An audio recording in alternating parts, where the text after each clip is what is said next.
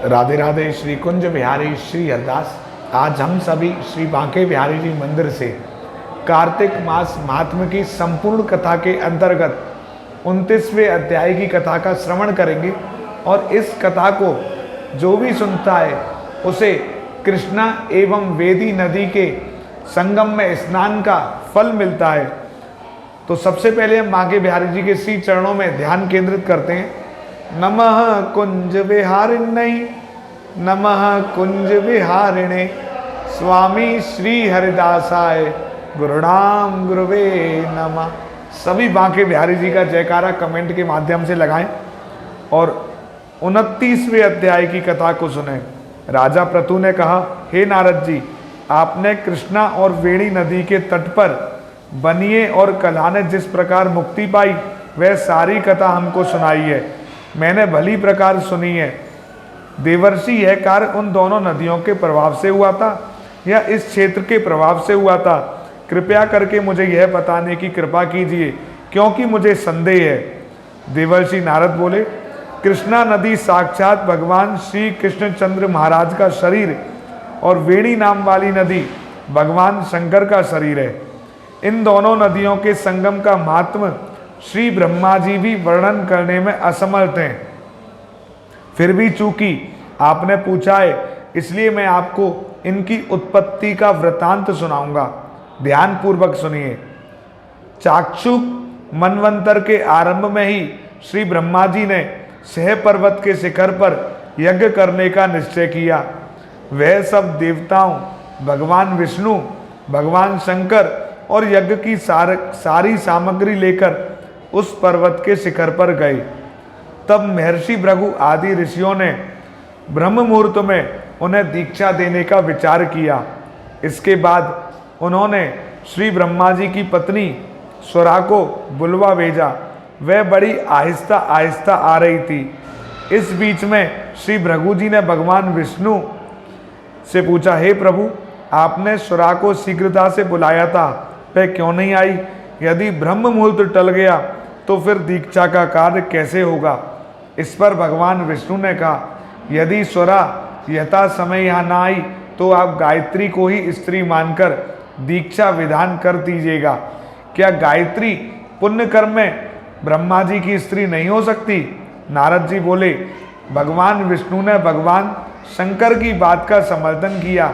यह बात सुनकर भृगु जी ने गायत्री को श्री ब्रह्मा जी के दाईं ओर बिठाकर दीक्षा विधान आरंभ कर दिया। ऋषि मंडल गायत्री को दीक्षा दे ही रहा था कि इतने में स्वरा भी यज्ञ मंडप में आ पहुंची। श्री ब्रह्मा जी के पहलू में गायत्री को देखकर ईर्ष्या से क्रोध करके कहने लगी। स्वरा ने कहा, जहां अपूज्यों की पूजा होती है और पूज्यों की अप्रतिष्ठा होती है, वहां पर दुर्भिक्ष, मृत्यु तथा भय तीनों अश्वमेव हुआ करते हैं। यह गायत्री श्री ब्रह्मा जी की दाईं ओर तथा मेरे स्थान पर बैठी है। यह अदृश्य बहने वाली नदी होगी। आप लोगों ने अविचार से इसे जो मेरे स्थान पर बैठाया है, अतः आप भी सबके सब जड़ रूप नदियां होंगे। नारद जी ने महाराजा प्रतु से कहा, हे राजन, इस प्रकार स्वरा के श्राप को सुनकर गायत्री मारे क्रोध के लाल भभूका होकर अपने होठ काटने लगी। देवताओं के मना करने पर भी उसने उठकर स्वरा को श्राप दे डाला। गायत्री ने कहा, ब्रह्मा जी जैसे तुम्हारे पति हैं वैसे ही मेरे भी पति हैं। तुमने व्यर्थ ही श्राप दिया है, अतएव तुम भी नदी हो जाओ। नारद जी ने कहा, तब तो देवताओं में खलबली सी मच गई। वह स्वरा को दंडवत प्रणाम करके कहने लगे, हे देवी, तुमने जो ब्रह्मा आदि सब देवताओं को श्राप दिया है, इससे यदि हम जड़ रूप नदियां हो जाएंगे तो फिर निश्चय ही यह तीनों लोग नष्ट हो जाएंगे, क्योंकि यह श्राप तुमने बिना विचारे दिया है, अतएव तुम इसको वापस ले लो। स्वरा ने कहा, हे देवतागण, चूंकि आपने यज्ञ के आरंभ में गणेश पूजन नहीं किया है, इसलिए यह विघ्न उपस्थित हो गया है। मेरा यह श्राप कभी खाली नहीं जा सकता। इसीलिए आप सब अपने अपने अंशों से जड़ीभूत होकर अश्वमेव नदियां बनोगे। हम दोनों सोते भी अपने अपने अंशों से पश्चिम में बहने वाली नदियां बनेंगी। देवर्षि नारद जी ने राजा पृथु से कहा, स्वरा के यह वचन सुनकर सभी देवता विष्णु, शंकर आदि अपने अपने अंशों से नदियां बन गए। भगवान विष्णु के अंश से कृष्णा और भगवान शंकर के अंश से वेणी तथा श्री ब्रह्मा जी के अंश से कुगुदमवती नाम वाली नदियां उत्पन्न हो गईं। सभी देवताओं ने अपने अंशों को जड़ बनाकर वहीं सह पर्वत पर फेंक दिया। फिर उन लोगों के अंश अलग अलग नदियों के रूप में बहने लगे।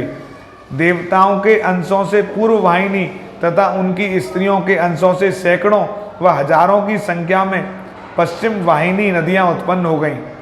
गायत्री और स्वरा दोनों पश्चिम वाहिनी नदियां होकर एक साथ बहने लगी। दोनों का नाम सावित्री पड़ा। श्री ब्रह्मा जी ने उस यज्ञ स्थल पर भगवान विष्णु और भगवान शंकर की स्थापना की। दोनों देवता महाबल तथा अधिबल के नाम से विख्यात हुए। हे राजन, कृष्णा और वेणी नदी की उत्पत्ति का वर्णन जो मनुष्य सुनेगा उसको दर्शन व स्नान का फल प्राप्त होगा। तो आज हमने कार्तिक मास महात्म्य की संपूर्ण कथा के अंतर्गत 29वें अध्याय की बहुत सुंदर कथा सुनी और इस कथा को सुनने व सुनाने से कृष्णा और वेणी नदी में स्नान का फल प्राप्त होता है। तो इस वीडियो को आप ज़्यादा से ज़्यादा शेयर करें ताकि अन्य भक्त भी प्रेम से इस कथा का श्रवण करें और उन्हें भी इन दो नदियों के दर्शन एवं स्नान का फल प्राप्त हो। श्री बांके बिहारी जी की असीम अनुकंपा की वजह से ही यह सब संभव होता है। इसलिए आप वीडियो को शेयर करें और यदि आपने अभी तक हमारे YouTube चैनल श्री बांके बिहारी जी को सब्सक्राइब नहीं किया है तो सब्सक्राइब करें। Facebook page Banke Bihari temple को लाइक एवं फॉलो करें और कथा का आनंद जरूर लें। प्रतिदिन श्रृंगार आरती, राजभोग आरती या शयन आरती, जो भी आपको आरती देखने को मिले उसका भी आनंद लें। दीपदान अवश्य करें।